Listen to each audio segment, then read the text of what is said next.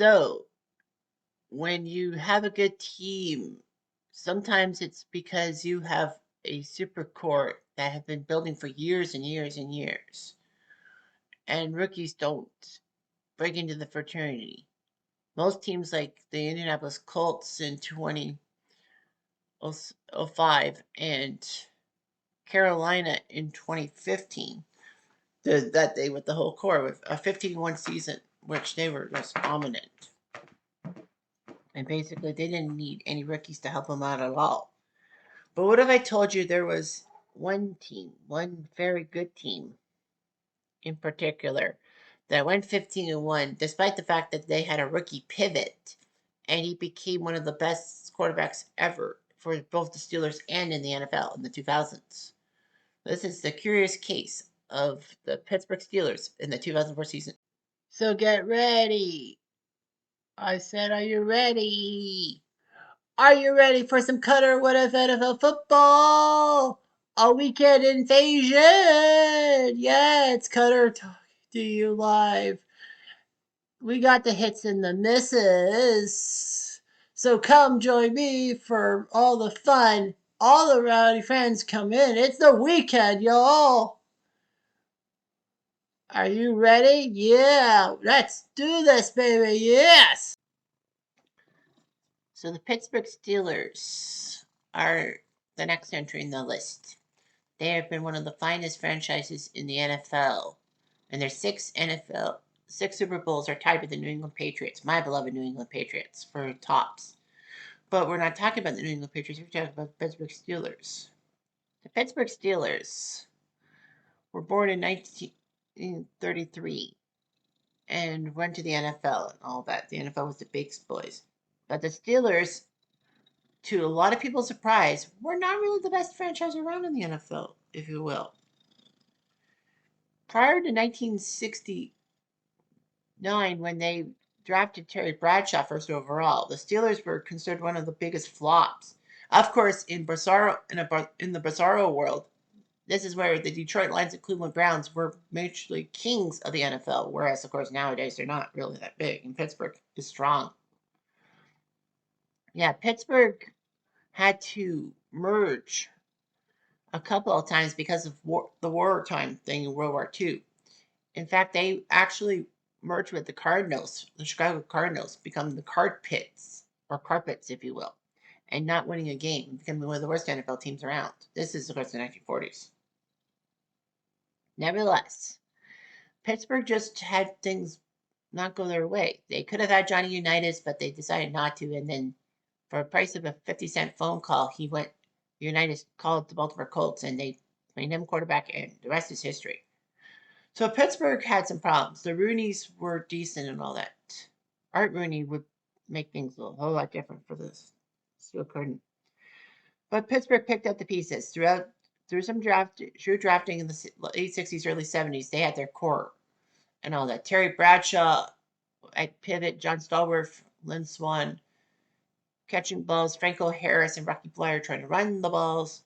And they had the steel curtain defense of Mejo Green, Elsie Greenwood, Ernie White, among others. I think that's his name. Nevertheless, the Steelers were pretty good. And they also had a kicker who was from Saskatchewan, from my country, Roy Gerela.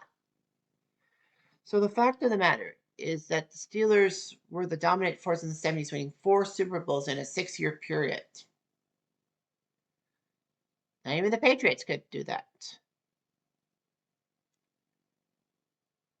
Yeah, not even the Patriots could do that, 4 Super Bowls in 6 years. And Kansas City, well, they might. They almost went back to back to back, but lost this year's Super Bowl. Nevertheless, the Steelers were good. But unfortunately, Terry Bradshaw waned. Everyone waned with golden years. And the Steelers made a few playoffs in the 80s, but they weren't really the best team. But then they decided to get rid. Well, Bill Cowher was hired in 92 to take over from Chuck Noll. And he made Pittsburgh the smash mouth defense fantastic.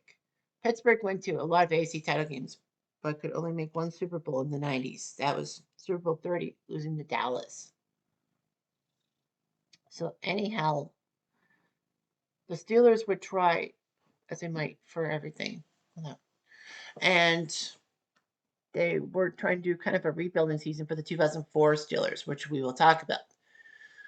The year after their 2004 stuff, they actually went to the Super Bowl 40 in Detroit, Jerome Bettis' hometown, and won the Super Bowl thanks to Randall L's gadget play. And basically, Bettis said the bus stops here in Detroit for good. Pittsburgh would not wane through it. They had some great moments. They could have won and should have won the Super Bowl against the Packers in 2011, but they did. Yeah, the Steelers beat a highly favored Packers team to win the Super Bowl in 2011, and it looked good. Oh no, sorry, I am mistaken. My editor says that Green Bay beat Pittsburgh. It's 2009 when they won the sixth Super Bowl, taking out the Cardinals. Nevertheless, Pittsburgh's been very consistent. Mike Tomlin's been very consistent as a head coach. Rarely, I don't think he's ever had a losing season as a member of the Steelers head coaching fraternity. So that's just huge how Pittsburgh would have three head coaches since 1969. Only three. Chuck Noll, Bill Cowher, and now Mike Tomlin. Anyway, let's talk about the 2004 Steelers and how a rebuilding season became a season of dreams. So the 2004 Steelers were owned by the Rooney family in their 72nd season of the NFL. This was the first time Ben Roethlisberger would play as a Steeler quarterback, and he had 18 years with the Steelers. The Steelers were 6-10, and all that they couldn't even win consecutive games. The team shocked a lot of people, not only by beating their 6-win mark, they more than doubled it, put up 15-1, making them the most wins in regular season history by a Steelers team, topping the 1978 Steelers, who were 14-2. They would become the fourth team in NFL history to be 15-1 because of the 16-team schedule, joining the 84 Niners, the 85 Bears, and the 98 Vikings. They were in elite company. The 84 Niners won the Super Bowl against the Dolphins, the 85 Bears won the Super Bowl against the Pats, and the 98 Vikings should have won the Super Bowl, but of course, you know what happened to Gary Anderson. Nevertheless, the Steelers were the first AFC team to be 15-1, which was the most wins by AFC team all time. Of course, it's a little bit biased because the 72 Dolphins went undefeated in the regular season, but they were 14-0 because it was 14 games, not 16. The 2007 Patriots would surpass that with 16-0. And no, the Patriots of 2007 will not be the one on the list. My one biggest rule for the NFL is that any what ifs cannot have gone to the Super Bowl. If you lose to the Super Bowl, tough bananas. So basically, I had to cut out the 2007 Pats. Nevertheless, the Steelers actually beat the Patriots in Week 8, breaking the Patriots' 21-game winning streak, including the playoffs. So anyway, this was huge because the season was highlighted by the emergence of rookie quarterback Ben Roethlisberger, who was throwing bombs at Miami of Ohio University, known for their credo coaches. So anyway, they wanted to put Roethlisberger as backup and sit him behind Tommy Maddox to, get him to learn and all that. Unfortunately, Maddox got injured in week 2 in Baltimore. Kind of like Bledsoe being hurt in week 2 of the 2001 season. The Patriots needed a quarterback, an unproven quarterback, and they used Tom Brady. Pittsburgh would have to use Ben Roethlisberger. Somehow, in some way, Big Ben was 13-0 as a rookie starting quarterback. He was actually rested for the final game of the season, which Pittsburgh did win that one. He actually set the record for most consecutive wins by a rookie starting quarterback. The record was 6, and it was a Pittsburgh record set by Mike Krusiak, who had to fill in for Terry Bradshaw in the 76-77 season. Anyway, the Steelers would host the AFC title game for the 5th time in 11 years, but somehow, for the 4th time in those 5 games, they actually lost at home, 1 game away from the Super Bowl. Their only win was 95-96 when they beat the Colts, and the Colts had that Hail Mary bounce off the lap of Aaron Bailey. So regardless of that, they did all that. The Steelers could have choked in the divisional round against the Jets, but thankfully Doug Bryan missed a key field goal.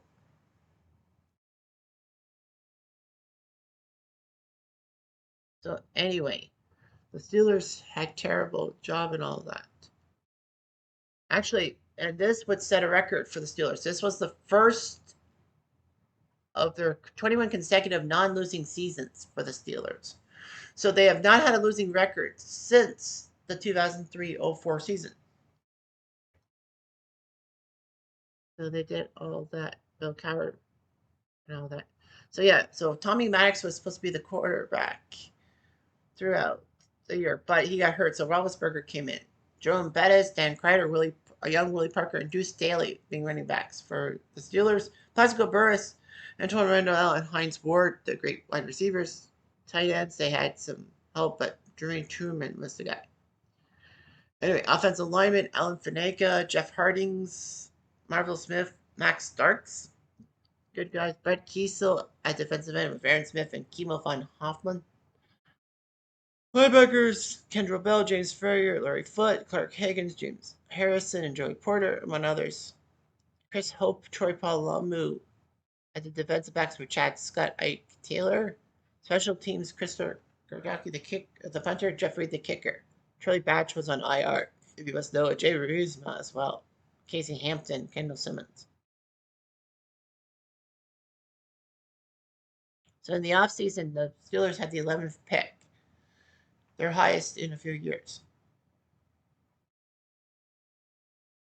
They really wanted Ben Roethlisberger if he was still available, and the team snapped up Roethlisberger. He was the only one of the 2004 Steelers to be drafted to make the Pro Bowl during his career. He might be going to the Hall of Fame. Who knows? Matt Starks and Ricardo Colca will also were decent players and all that. Big Ben was huge. Pittsburgh had not drafted a first-round quarterback since Mark Malone in 1980. So Roethlisberger would be huge. They picked up Deuce Staley, which was shocking because, he was an Eagle, across state. They were preparing for Jerome Bettis' future and all that. They would sign Willie Parker from North Carolina, who was undrafted. And all that.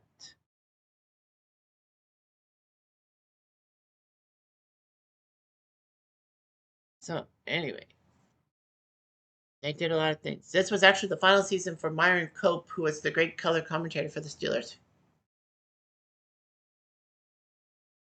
So, anyway, he had a 35-year career, one of the best ever. He was known for creating the terrible towels and all that because a woman said that the terrible towel would be good, like babushkas and all that. In the regular season, the Ravens were the only team to beat the Steelers. That was week 2 in Baltimore. Otherwise, they were El Perfecto and all that. So it was just unbelievable how they did it. They crushed it in the AFC North. Baltimore was second at 9-7, but the Steelers were 5-1 in the division, 11-1 in the conference. Of course, the Ravens gave them their only division/conference loss, but nevertheless, the Steelers put up 14 consecutive wins. Can you believe that? They beat the Patriots for the 1 seed just by an inch. The Colts would be third due to beating the Chargers head-to-head. So the Colts were number 3, the Chargers were 4, the Jets were number 5, and the Broncos were number 6. The Jets had a better common opponent record. Their division and conference starts were the same, but common opponents, Jets were better than the Broncos. So that's why the Jets got to go to San Diego in the first round, and the Broncos had to go to Indy. So in the playoffs, they faced the Jets in the AFC division round after the Jets shocked the Chargers after Nate Keating missed 3 key field goals.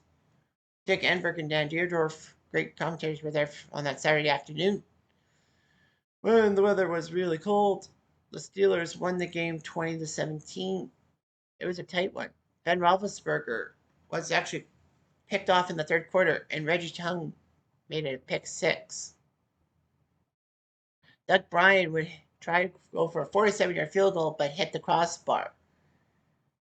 Roethlisberger was picked off in overtime, and Doug Bryan went for a 43-yard field goal, but it went wide left.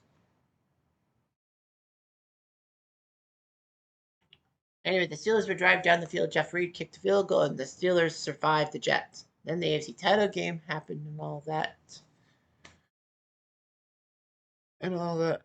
The Patriots raced out to a 17-3 lead before Roethlisberger finally was throwing the ball because Bill Cowher wasn't sure how Roethlisberger would do against the Pats. But unfortunately, the Roethlisberger threw a pick six to Ronnie Harrison for 87 yards. Tommy Max was about to come in and all that, but no, it wouldn't happen, all that. The Patriots would beat the Steelers 41-27, and for the fourth time in 5 attempts. The last 5 attempts, the Steelers hosting the AFC title game on home soil, they lost. And that was the last time Myron Cope would be the radio broadcaster.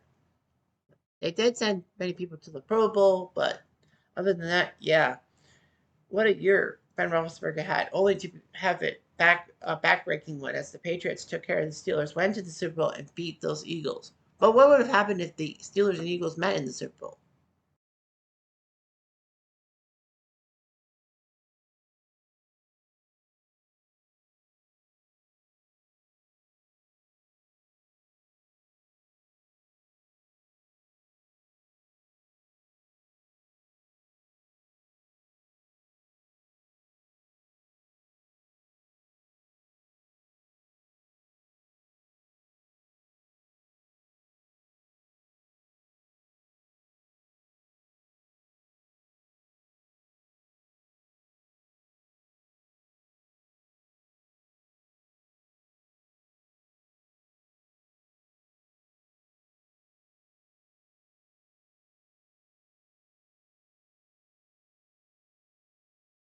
All right, so this is the NFL some matchup stuff. You have the Eagles at 13-3. Of course, we don't mess with the NFC with the other conference, with this of course being the NFC. We don't mess with their timeline.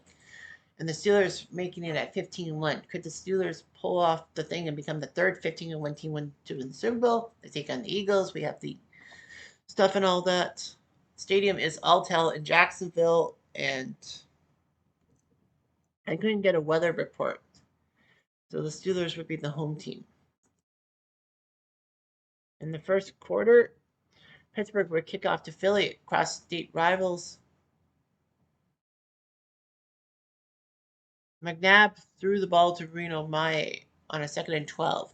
Mae gets yards, drops the ball, Pittsburgh recovers it. But the Eagles were penalized for offensive pass interference, so penalty declined, and it went to the Steelers. Bettis would make a terrible play, 3rd and 8 on the Eagles 14.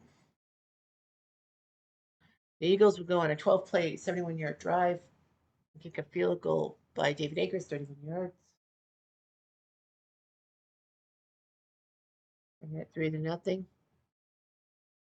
And then Roethlisberger threw a pick to Ike Reese. The second quarter, Akers would kick a 44-yard field goal, first play of the second quarter, and make it 6-0. And then Pittsburgh goes on a 6-play, 38-yard drive. Reed from 38 yards kicked the field goal, 6-3. And then the Eagles would come roaring back on a 6-play, 69-yard drive as after Westbrook got a 16-yard run, Brian Mitchell caught a ball in the end zone, making it 13-3 for the Eagles. And then Pittsburgh would scramble. They only used 3 plays. Roethlisberger got a 19-yard run. Staley got a 9-yard run, and then Bettis ran for 36 yards, touchdown. The Steelers made it 13-10.